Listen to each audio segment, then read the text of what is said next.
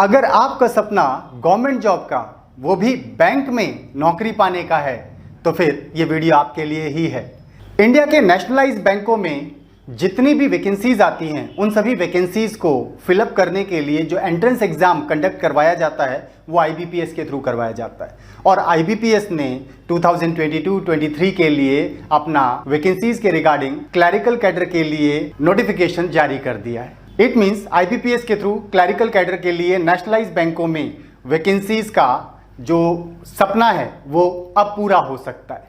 और ऐसे में जो ऑफिशियल साइट आईबीपीएस की है उस पर जो डिटेल्स दी गई हैं वैकेंसीज के रिगार्डिंग, चलिए उनको देखते हैं। जैसा कि हम आईबीपीएस की ऑफिशियल साइट देख सकते हैं, इसमें साफ साफ लिखा हुआ है कि ऑनलाइन एग्जाम जो सीआरपी के through, that means common recruitment process के थ्रू होना है, वो सितंबर-अक्टूबर 2022 में ड्यू है।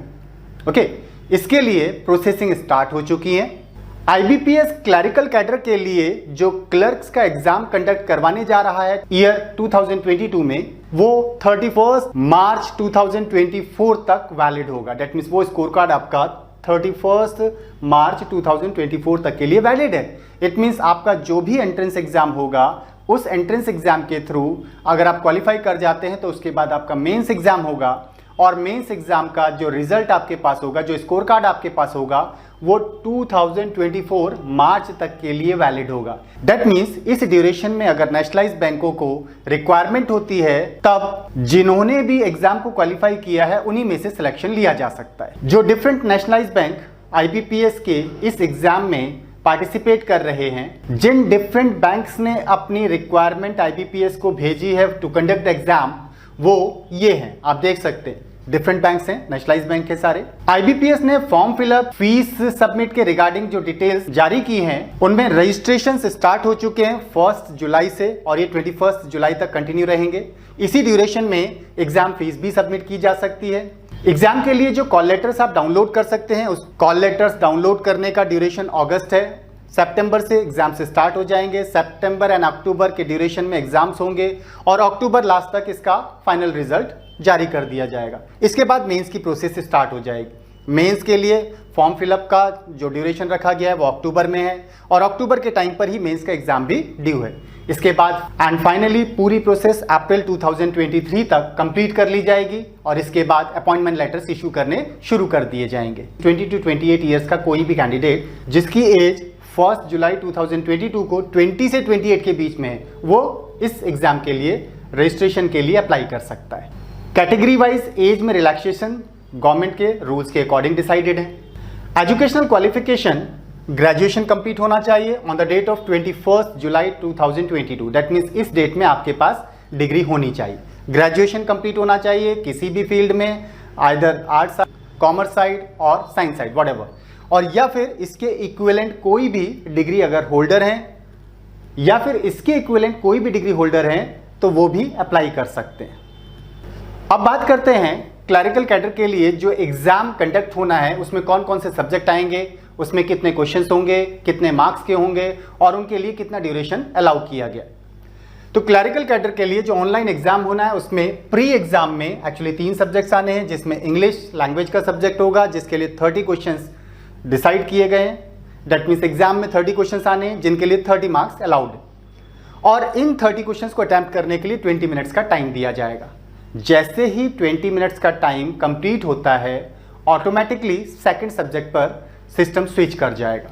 दैट मीन्स सेकंड सब्जेक्ट है हमारा न्यूमेरिकल एबिलिटी, मैथ्स। मैथ्स के लिए 35 क्वेश्चंस, इनके लिए 35 मार्क्स डिसाइडेड हैं, और इसके लिए भी 20 मिनट्स का टाइम ही अलॉटेड है। ओके, अगेन 20 मिनट्स जैसे ही कंप्लीट होगा, नेक्स्ट सब्जेक्ट पर सिस्टम ऑटोमेटिकली स्विच कर जाएगा। और third subject is reasoning ability. Reasoning के लिए भी 35 क्वेश्चंस हैं, और इसके लिए भी 35 मार्क्स मिलेंगे, और इसके लिए भी 20 मिनट्स का टाइम ही अलॉटेड है। दैट मीन्स 100 क्वेश्चंस के लिए आपको 100 मार्क्स मिलेंगे, और 60 मिनट्स का टाइम मिलता है। ओके, और यहाँ एक बात इंपॉर्टेंट है कि क्लरिकल एग्जाम में जितने भी सेक्शंस हैं, that means English, maths, reasoning, तीनों में अलग अलग क्वालिफाई करना जरूरी होता है। अगर किसी कैंडिडेट ने 2 सब्जेक्ट क्वालिफाई किए लेकिन एक क्वालिफाई नहीं किया है, तो that means he will not considered for the further checking of his copies. That means उसकी कॉपी फर्दर चेक नहीं की जाएंगी। अगर किसी कैंडिडेट ने तीनों सब्जेक्ट्स को अलग अलग क्वालिफाई नहीं किया है, देन उसे फेल कंसिडर किया जाएगा। प्री एग्जाम क्वालिफाई कर लेने वाले कैंडिडेट्स का मेंस एग्जाम होगा और मेंस एग्जाम अक्टूबर में ड्यू है। इसके लिए अगर हम मेंस एग्जाम की बात करें तो मेंस एग्जाम में एक्चुअली 5 सब्जेक्ट हो जाएंगे। पांचों सब्जेक्ट में से पहला सब्जेक्ट है जनरल अवेयरनेस या फिर फाइनेंशियल अवेयरनेस। इसके लिए 50 क्वेश्चंस डिसाइडेड हैं, दैट मीन्स 50 क्वेश्चंस आएंगे जिनके लिए 50 मार्क्स मिलेंगे और 35 मिनट्स का टाइम मिलेगा। General English 40 questions 40 marks and 35 minutes का टाइम। रीजनिंग एबिलिटी के साथ कंप्यूटर एप्टीट्यूड और जुड़ गया। पहले केवल प्री में केवल रीजनिंग आनी है, जबकि यहां पर मेंस में रीजनिंग के साथ कंप्यूटर एप्टीट्यूड का सब्जेक्ट भी जुड़ेगा, जिसके लिए ओवरऑल 50 क्वेश्चंस होंगे और यहां 60 मार्क्स मिलेंगे। इसके लिए टाइम भी 45 मिनट्स का मिल रहा है, दैट मीन्स टाइम भी एक्सेस मिल रहा है। ओके, 50 क्वेश्चंस के लिए 60 मार्क्स एंड 45 मिनट्स का टाइम। नेक्स्ट है quantitative aptitude, that means maths के लिए 50 क्वेश्चंस एंड 50 मार्क्स मिलेंगे। इसके लिए भी 45 मिनट्स का टाइम मिलेगा। इस तरह से हमें 190 क्वेश्चन सॉल्व करने होंगे मेंस एग्जाम में, जिसके लिए 200 मार्क्स मिलेंगे और इसके लिए टाइम अलॉटेड है 160 मिनट्स, दैट मीन्स 2 घंटे 40 मिनट का टाइम मिलेगा यहाँ पर। ओके, यहाँ पर भी आपको हर एक सब्जेक्ट को अलग अलग क्वालिफाई करना कंपलसरी है। आपको चारों सब्जेक्ट को सेपरेटली क्वालिफाई करना पड़ेगा, otherwise you will be considered fail. इसलिए ध्यान रखिएगा, आपको चारों सब्जेक्ट्स को अलग अलग क्वालिफाई करना मस्ट है। प्री और मेंस दोनों में ही इंग्लिश सब्जेक्ट को छोड़कर बाकी सारे सब्जेक्ट्स की लैंग्वेज हिंदी और साथ में स्टेट की अपनी लैंग्वेज भी होगी। ऑनलाइन फॉर्म फिलअप करने के लिए आपको कुछ चीज़ें अपने पास पहले से रेडी रखनी होंगी। वो है अपना एक फोटोग्राफ, अपना सिग्नेचर किया हुआ एक specific page, thumb impression, properly thumb impression होना चाहिए उस पर, एंड नेक्स्ट एक हैंड रिटन डिक्लेरेशन और मांगा गया है, जो अगर आप साइट पर देखेंगे तो साइट पर आपको मिल जाएगा कि किस फॉर्मेट में लिखना है। दैट मीन्स वो डिक्लेरेशन एज इट इज आपको अपने पास रखना है, जिसे आपको फॉर्म फिलअप के टाइम पर अपलोड करना होगा फॉर्म के साथ। हैंड रिटन डिक्लेरेशन जो है वो इस तरह का है, आप साइट पर देखेंगे आपको मिल जाएगा। आपको नेम लिखना होगा अपना। hereby declare that all the information submitted by me in the application form is correct, true and valid.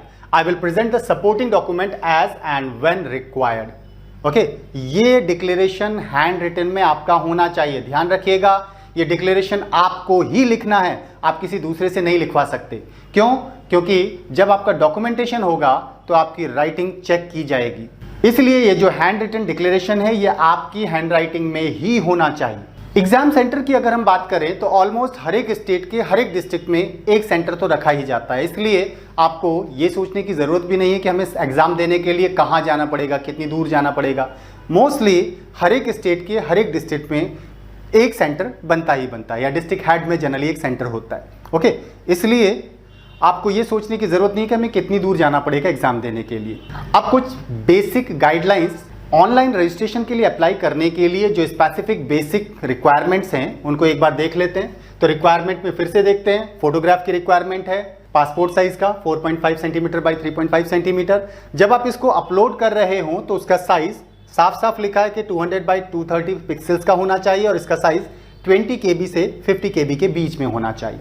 Okay, size reduce कर लीजिएगा क्योंकि एक्चुअली जब हम फोटो अपलोड करते हैं तो उसका साइज बड़ा हो जाता है। अदरवाइज आप किसी भी CSC सेंटर में जाकर के भी फॉर्म भर सकते हैं। हैंड रिटन डिक्लेरेशन, इसके बारे में भी 140 बाई 60 पिक्सल्स का और जिसके जो साइज है वो 10 KB से 20 KB के बीच में होना चाहिए। थंब इम्प्रेशन वो भी 240 बाई 240 पिक्सल और इसका जो साइज है वो 20 से 50 KB के बीच में होना चाहिए। जो आपको हैंड रिटन डिस्क्रिप्शन लिखना है उसको भी 800 बाई 400 पिक्सल साइज का होना चाहिए और इसके लिए भी 50 KB से 100 KB का साइज डिसाइड किया गया। दैट मींस इससे बड़ा साइज का होगा तो वो अपलोड नहीं हो पाएगा। सिग्नेचर जो आप करेंगे वो सिग्नेचर कभी भी कैपिटल लेटर का वैलिड नहीं होता है, इसलिए कैपिटल लेटर्स में सिग्नेचर आपको नहीं करना है। Small letters and capital letters mix up किए जा सकते हैं, बट प्योरली कैपिटल लेटर्स का जो सिग्नेचर होता है वो वैलिड नहीं होता है। And one more thing, Covid के प्रोटोकॉल्स को आपको स्ट्रिक्टली फॉलो करना होगा क्योंकि एग्जामिनेशन सेंटर में भी ये बात स्ट्रिक्टली फॉलो करने के लिए कहा जाएगा। इसके लिए be careful and be prepared, आप तैयार होकर के ही जाइएगा क्योंकि IBPS की गाइडलाइंस के अकॉर्डिंग अगर आप एग्जामिनेशन सेंटर में जाते हैं तो आपको एक एंड्रॉयड फ़ोन लेकर जाना होगा जिसमें आरोग्य सेतु ऐप डाउनलोडेड होना चाहिए, जिसमें आपकी फिजिकल स्टेट को रिप्रेजेंट करते हुए डिटेल होनी चाहिए क्योंकि उसी को दिखाकर आपको एंट्री दी जाएगी। और अगर आपके पास आरोग्य सेतु ऐप नहीं है, एंड्रॉयड फ़ोन नहीं है, तो फिर ऐसे केस में आपको एक डिक्लेरेशन फॉर्म लेना होगा जिसमें आपको डिफरेंट जो डिजीज़ हैं उनके रिगार्डिंग कुछ स्पेसिफिक एक्सप्लेनेशन देते हुए अपना सिग्नेचर देना होगा। ये वो बेसिक डिटेल्स थी जो IBPS की साइट पर दी गई हैं। अगर किसी को वैकेंसीज के रिगार्डिंग डिटेल्ड इन्फॉर्मेशन आप हमारी वेबसाइट पर लॉगिन करके भी देख सकते हैं जिसकी इन्फॉर्मेशन दी गई है, या फिर हमारे जो डिफरेंट कॉन्टैक्ट नंबर है वहाँ पर भी आप कॉन्टैक्ट कर सकते हैं, क्योंकि ये एक स्पेसिफिक हर वो नौजवान जिसका बैंक में जॉब करने का एक सपना है उसके लिए एक सुनहरा मौका है। अगर आप भी इस सुनहरे मौके को भुनाना चाहते हैं तो फिर प्रिपरेशन स्टार्ट कर दीजिए। हमारे सेंटर पर भी इसकी प्रिपरेशन स्टार्ट कर दी गई है, बैचेस स्टार्ट हो गए हैं। अगर आप भी ज्वाइन करना चाहते हैं तो हमारे नीचे दिए गए नंबर्स पर कांटेक्ट कर सकते हैं या फिर हमारी वेबसाइट को विजिट कर सकते हैं। अगर आपको डिटेल्ड इन्फॉर्मेशन चाहिए तो आप IBPS की ऑफिशियल वेबसाइट पर जाकर के भी डिटेल्ड इन्फॉर्मेशन ले सकते हैं। साथ ही एक और बात, रजिस्ट्रेशन फॉर्म भरने से पहले डिफरेंट स्टेट्स की different vacancies for the different banks देखकर ब्रीफली स्टडी करके ही फॉर्म भरिएगा। आप सभी को एग्जाम के लिए शुभकामनाएं and thank you for today.